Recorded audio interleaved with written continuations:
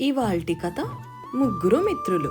ఒక గ్రామంలో రాముడు, భీముడు, సోముడు అని ముగ్గురు స్నేహితులు ఉండేవాళ్ళు. వాళ్లకు చదువు సంధ్యలు, సుఖంగా జీవించడానికి తగిన ఆస్తిపాస్తులు ఉండేవి. అయినా వాళ్ళు తృప్తి చెందక ఇంకా ఏదో కావాలని ఆరాటపడేవారు. అక్కడికి సమీపంలోనే ఉన్న భయంకరారణ్యంలో ఒక ముని ఉన్నాడని, ఆయనను దర్శించినట్టయితే అంతులేని సంపద గల గుహకు ఆయన దారి చెబుతాడని వారికి తెలిసింది. వెంటనే మిత్రులు ముగ్గురు బయలుదేరి భయంకరమైన అరణ్యంలోకి ఎన్నో బాధలు పడుతూ ప్రయాణం చేసి ముని ఆశ్రమం కనుక్కొని ఆయనకు ప్రణామం చేసి గుహకు దారి అడిగారు. ముని వారితో, నాయనలారా, ఆ గుహకు వెళ్ళటం మాటలు కాదు. దారిలో భయంకర క్రూర మృగాలున్నాయి. గుహ లోపల ఇంకా భయంకరమైన సర్పాలున్నాయి. ఈ రాత్రికి మా ఆశ్రమంలో ఉండి రేపు ఏం చేయాలో నిర్ణయించుకోండి అంటూ ముగ్గురికి 3 కుటీరాలు చూపించాడు. వాళ్లకు సపర్యలు చేయటానికి 3 అప్సరసల లాంటి మునికన్యలు నియోగించబడ్డారు.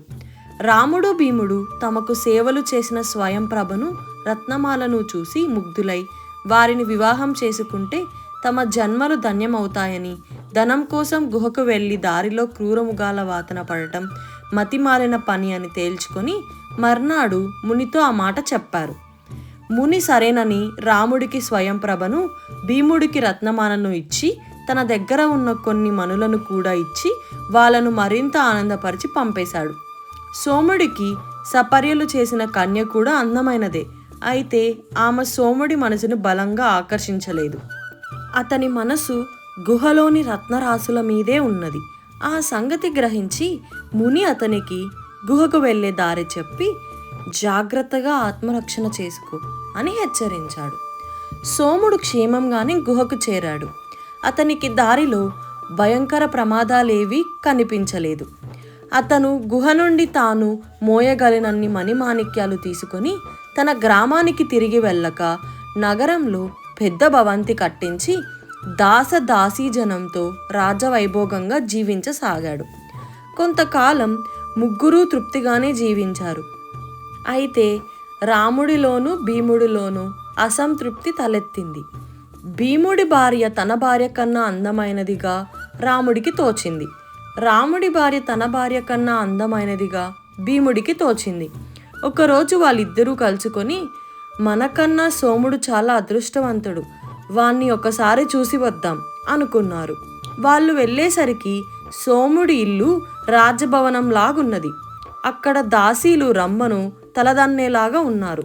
అయితే సోముడి ముఖంలో ఆనందం కనిపించలేదు.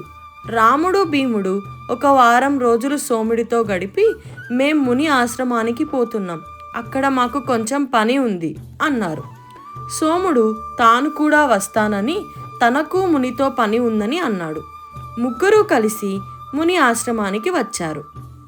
ముని ముగ్గురి ముఖంలోనూ అసంతృప్తి గమనించి వారికి వేరువేరు కుటీరాలిచ్చి ఒక్కొక్కరిని విడివిడిగా కలుసుకొని ప్రశ్నించసాగాడు. రాముడు ఆయనతో, మీరు నన్ను గుహకు వెళ్లకుండా భయపెట్టారు. అందమైన రత్నమాలను భీముడికి, సామాన్యమైన స్వయంప్రభను నాకు ఇచ్చారు అన్నాడు.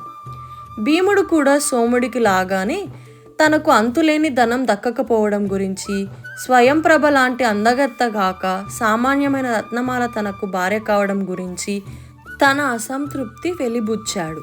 సోముడు, మునీశ్వర, సంపద నాకు సుఖము, శాంతి లేకుండా చేసింది. నాకున్న ఆత్మీయులంతా నా సంపదను బట్టి ఏర్పడిన వారే. గుహకు పోకుండా నన్ను మీరెందుకు వారించలేదు?